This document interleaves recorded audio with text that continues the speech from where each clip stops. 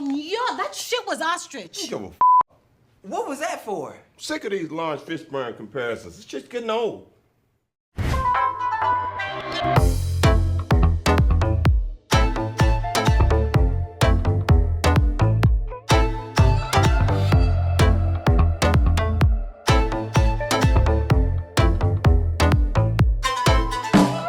Samuel L. Jackson is an American actor and producer known for his prolific social activism.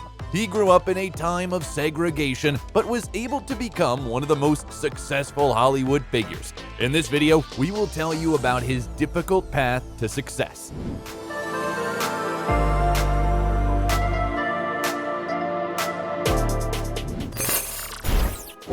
Samuel L. Jackson, how Hollywood's most profitable actor lives and what he spends his millions on.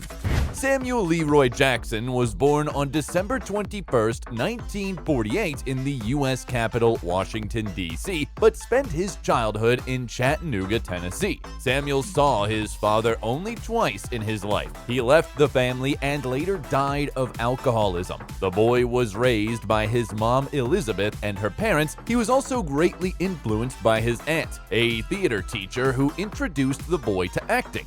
The family lived in a disadvantaged area in a house without running water at the time when racial segregation plagued most every aspect of life in the country. Samuel attended several segregated schools and had experienced racism everywhere since he was a child. His grandfather had taught him not to raise his eyes in front of white people, and speaking directly to them was considered uppity. This influenced the views of the future actor, who became a social activist fighting against discrimination and named his film company Uppity Films in memory of his grandfather's words. Jackson grew up a shy child due to a stutter and spent all his time studying or playing the trumpet and French horn in the school band. He diligently participated in all the performances of the band, and after graduation, he entered Morehouse College in Atlanta, Georgia. At first, the young man intended to get a degree in marine biology, then switched to architecture, and to earn extra points, he joined an acting group. By the way, Jackson overcame his stuttering largely through acting. He pretended to be people who didn't have this problem. He also used swear words to overcome his speech impediment, and he still does it because stuttering sometimes comes back. In 1968, America was shocked by the assassination of Martin Luther King. Samuel attended the funeral of the great leader of the civil rights movement in Atlanta, and after them joined the protest march in Memphis. Jackson continued his activism in college. Its administration refused to accept African Americans in executive positions, so Samuel and other students took several members of the board of directors hostage. After that, the future actor was punished with a 2-year suspension, but the college policy was eventually changed. During the suspension, Jackson moved to Los Angeles to live with his aunt, where he worked as a social worker. For a while, he returned to Atlanta and joined the Black Power movement. But when it became armed, Samuel's mother sent him back to the City of Angels. When the suspension ended, he returned to college and co-founded the Just Us Amateur Theater, where most of the actors were African American students. Samuel was forced to continue his studies due to the threat of being drafted into the Vietnam War. At that time, conscription was based on the results of the lottery, and the future actor had a high chance of going to the front. In 1972, Jackson received a Bachelor of Arts degree in drama and soon made his film debut, starring in the independent film Together for Days. 2 years later, he moved to New York, where he began acting in the theater. Moreover, the young actor moved to a new city together with a girl, also an actress, LaTanya Richardson. They studied at neighboring colleges and both studied acting, but had different interests. LaTanya, in her own words, was a theater snob, and Samuel adored movies. In spite of this, they got along and have been together ever since. LaTanya became a guiding light for Jackson and supported him in all his creative endeavors. And in 1980, the young couple got married. Like many other aspiring actors, Samuel had to work part-time outside of his field. For some time, he was a doorman in the prestigious Manhattan Plaza residential complex, known for housing artists and entertainers. In the 80s, the film projects of Samuel L. Jackson include Ragtime, Uncle Tom's Cabin, School Days, Coming to America, Do the Right Thing, Sea of Love, as well as the TV series Spencer for Hire. A little later, he appeared in the films Death by Temptation, A Shock to the System, Betsy's Wedding, Mo Better Blues, The Exorcist 3, Goodfellas, The Return of Superfly, and in an episode of the TV series Law and Order. His theater career was also on the upswing. Samuel acted in several successful plays, 2 of which managed to get to Broadway, but he never made it to the most prestigious stages of New York. He was fired because of his drug and alcohol addiction. His daughter, Zoe, was already growing up, and at some point, Samuel realized that she shouldn't see her father drunk. With the support of LaTanya, he underwent treatment in a rehabilitation clinic and got rid of addiction. After that, Jackson repeatedly stressed that his beloved woman saved him, and he is ready to throw all the awards won in the cinema at her feet. By the way, LaTanya herself has also built a successful acting career, and in 2014, she was nominated for a Tony Theater Award. Immediately after rehabilitation, in 1991, Samuel began work on the film Jungle Fever. Bruh, I'm a little light right now. Could you, let me hold some change? No. No, Gator, no. That dancing shit ain't gonna work. What? Come on, you could do me this one solid. His movie character also suffered from addiction, and this worried Jackson's doctors very much. They were afraid that he would relapse, but this did not happen. And the piercing performance of the actor forced the organizers of the Cannes Film Festival to return the long-forgotten award, Best Supporting Actor, specifically for Samuel. In the same year, the movies Johnny Suede, Strictly Business, Jumpin' at the Boneyard were released. And a year later, the filmography of the rising star was supplemented by thrillers Juice, Fathers and Sons, Patriot Games, several TV series, and the action movie White Sands. In it, Jackson's fee was $75,000. Next came Loaded Weapon 1, Amos and Andrew, Menace to Society, True Romance, Losing Isaiah, and Jurassic Park. Look at this next entry. It's the kicker. White rabbit object. Whatever it did it all. But with the key checks off, the computer didn't file the keystroke, so the only way to find them now is to go through the computer's lines of code one by one. How many lines of code are there? About 2 million. Samuel calls participation in Steven Spielberg's film an important milestone in his career and a serious cinematic experience. At the same time, the actor kept speaking out on the topic of racism that concerned him greatly. He criticized Hollywood for the specific way of casting black actors when roles were offered simply by following a small list of famous performers. Denzel Washington was first, and Jackson himself was fifth in line. In 1994, Samuel appeared in the films Fresh, Against the Wall, Hail Caesar, The Search for One-Eyed Jimmy, but his greatest success was the role in Tarantino's Pulp Fiction. Yolanda, it's cool, baby. It's cool. We still just talking. Come on, point the gun at me. Point the gun at me. There you go.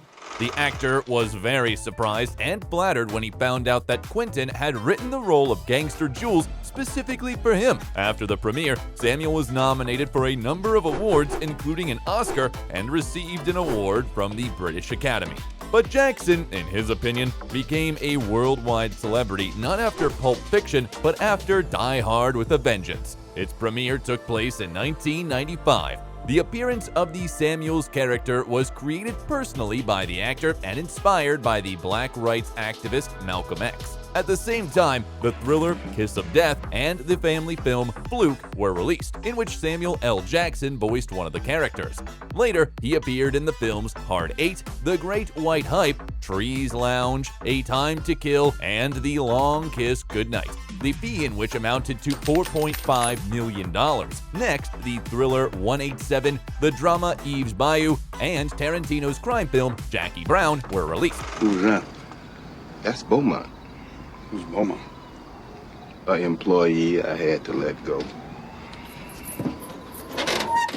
For his work, He received a Silver Bear at the Berlin Film Festival and a Golden Globe nomination. On weekends, Samuel was starring in Jackie Brown, and on weekdays he worked on the sci-fi action movie Sphere and improvised a lot. Then, in the late 90s, his filmography was replenished with the movies The Negotiator, The Red Violin, Deep Blue Sea, as well as Star Wars Episode I, The Phantom Menace. Jackson was a big fan of the space saga, and he didn't care what character to play. He got the role of Mace Windu. In another film, the crime thriller Out of Sight, Samuel appeared in a cameo role and was not even listed in the credits, but it's worth noting that the actor starred in it for free. In 2000, the audience saw Samuel in the movies Rules of Engagement, Unbreakable, for which Jackson received $7 million, and Shaft. While working on the latter, Samuel constantly fought with the scriptwriter over derogatory lines. They were eventually cut out, and the actor's fee amounted to $10 million. Then, the mystery drama The Caveman's Valentine, the action movie The 51st State, and the drama Changing Lanes were released. Interestingly enough, in all three films, Samuel had different hairstyles. He started losing his hair quite early and decided not to worry about it, but to use his bald head as a springboard for experiments. Robert Louis Stevenson, a personal wig consultant and stylist who has worked with Jackson for many years, helped him pick out the looks for each film. While Samuel's character's hairstyles changed frequently, what remains consistent is his love of the color purple. Jackson's characters in films often wear clothes of this shade or handle purple objects. Unexpectedly, perhaps, even for himself, the actor managed to get a special purple lightsaber in Star Wars Episode II, Attack of the Clones. He just asked George Lucas about it, and he agreed. Remember, Obi-Wan, if the prophecy is true, your apprentice is the only one who can bring the Force back into balance. Also in the early 2000s, Jackson played in the thriller No Good Deed, receiving $6 million for his work. The action films XXX, Basic, SWAT, Kill Bill Volume 2, the drama In My Country, and in another thriller, Twisted, which received catastrophically low ratings and flopped at the box office, but at the same time, Samuel L. Jackson participated in the voice acting of the successful animated film The Incredibles. In addition, he voiced several video game characters. At that time, the annual income of the Hollywood star was estimated at $30 to $35 million. In 2005, he appeared in Triple X, State of the Union, Star Wars Episode III, Revenge of the Sith, The Man, an episode of the TV series Extras, and the biographical sports drama Coach Carter. Shooting the ball. What's your name, sir? Jason Lau, but ain't no sir. You're not a sir. Well, are you a madam? The real Ken Carter was present on the set and praised Jackson's performance. After that, the actor played in such films as Freedom Land, Snakes on a Plane, Home of the Brave, Resurrecting the Champ, 1408, Cleaner, Jumper, and also voiced the animated series Afro Samurai. In another project, the drama Black Snake Moan, Samuel became friends with his co-star Christina Ricci. They remain good friends to this day. In addition to filming, the actor voiced God in The Bible Experience, an audio version of the New Testament. He also recorded a parody audiobook of bedtime stories. A new milestone in the actor's career was the signing of a contract with the Marvel Studio to participate in the films of their cinematic universe. And a few years before that, Jackson agreed to the fact that the character of Nick Fury in the comic books was copied from him. Samuel first appeared in this role in the post-credit scene of the first Iron Man movie. Who the hell are you?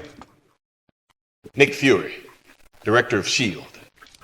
Other works of the actor were the animated series Star Wars The Clone Wars and Afro Samurai Resurrection, the thriller Lakeview Terrace, the drama Gospel Hill, the musical comedy Soul Men, and the superhero film The Spirit. In 2009, Samuel's voice was heard in Quentin Tarantino's Inglourious Basterds and the cartoon Astro Boy, and the audience saw his performance in the melodrama Mother and Child. In the early 10s, the movies Unthinkable, The Other Guys, The Sunset Limited, The Samaritan, and Meeting Evil were released. Samuel L. Jackson voiced several animated projects and video games and played Nick Fury in several Marvel films, Iron Man 2, Thor, Captain America, The First Avenger, and The Avengers. The studio concluded a unique deal with the actor under the terms of which he was guaranteed to appear in 9 films. Jackson is also irreplaceable for Quentin Tarantino, participating in almost all of the director's films. So, in 2012, the actor got the role of the butler in the revisionist Western movie Django Unchained. The creative duo could be seen again while working on 2015's The Hateful Eight. Everybody keep your mouth shut. Do like I say. You open your mouth, you're gonna get a bullet. You move a little sudden, a little strange, you're gonna get a bullet. Not a warning, not a question, a bullet.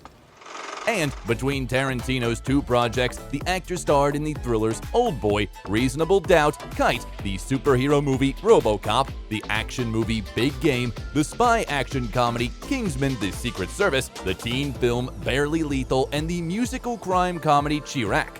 In addition, he appeared in the Marvel projects Captain America: The Winter Soldier, Agents of S.H.I.E.L.D., and Avengers: Age of Ultron. At the end of 2015, Samuel presented the action-packed horror film Cell, and in the following years he starred in the movies The Legend of Tarzan, Ms. Peregrine's Home for Peculiar Children, XXX Return of Xander Cage, Kong Skull Island. The fee in the latter amounted to $5 million. The actor also signed up to shoot in the movie The Hitman's Bodyguard to work with Ryan Reynolds. He again contributed to the creation of the character's appearance. Thanks to Jackson, the assassin got tattoos of crows on his body, one for each person he killed. It's gonna be a while. I can just go in there and get a room. There's an art to low-impact, high-efficiency breaking and entering. But Art's subjective. His next projects were the fantasy comedy drama Unicorn Store, the cartoon Incredibles 2, the drama Life Itself, the superhero film Glass, the action comedy Shaft, the military drama The Last Full Measure, and 4 more superhero films: Avengers: Infinity War, Captain Marvel, Avengers: Endgame, and Spider-Man: Far From Home. Besides, Samuel voiced Mace Windu in the film Star Wars: The Rise of Skywalker. In 2020, the biographical drama The Banker starring Jackson was released on the Apple TV platform. He also appeared as himself in the comedy series Staged and played in the New Year's Netflix project Death to 2020. In 2021, the films Spiral from the Book of Saw, Hitman's Wife's Bodyguard, The Protege premiered, and Samuel voiced Nick Fury in the animated series What If? The actor is often criticized for his participation in numerous Marvel projects, but he himself believes that it is better to have a good time on the set than to chase awards. Jackson even called for an Oscar to be awarded to the film Spider-Man: No Way Home, which became Sony's highest-grossing film project in its history. By the way, without even striving for it, Samuel received an Academy Honorary Award for Outstanding Achievements in Cinema. In 2022, the actor voiced the cartoons Paws of Fury, The Legend of Hank, and played the main role in the miniseries The Last Days of Ptolemy Gray. Hello, ladies. Y'all going down to Miss D's? Is you a player, Granddad? I ain't been to Miss D's in about 90 years. I bet she miss you too, huh? I don't even know where it's at no more. Well, I bet you could find her if you look. Oh, I bet you I get over there and still cut a rug, though. In the adaptation of Walter Mosley's book, Jackson played a 90-year-old man suffering from dementia. He gladly agreed to be cast, becoming one of the first approved actors in the project. For the actor, this was a very personal film since his grandfather and mother suffered from Alzheimer's disease. He himself tries to train his memory by solving crossword puzzles. Samuel also participates in fundraisers to fight this disease. Soon, Samuel L. Jackson will appear in the superhero film Marvels, the thriller The Kill Room, the mini-series Secret Invasion, the action movie Argylle, and the drama Harry and the Butler. A fun fact is that, unlike many of his colleagues, the actor likes to watch movies with his participation. Thanks to this, he improves his skills by analyzing mistakes, and he also collects figurines of the characters he plays.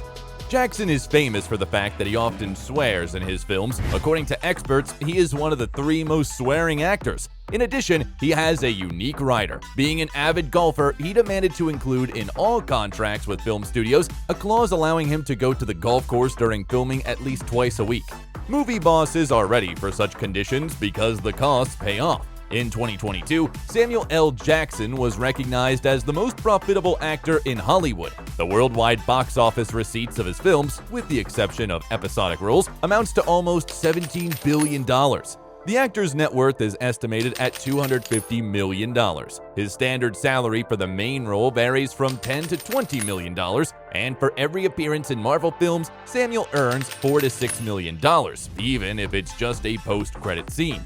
Advertising contracts bring him additional income. He starred in an Apple ad where he introduced Siri's voice assistant, voiced their competitor Alexa from Amazon, collaborated with Capital One Bank Holding, Adidas, and Brioni brands. The actor also advertised the American wireless network company Verizon, whose video was presented during the Super Bowl in 2021.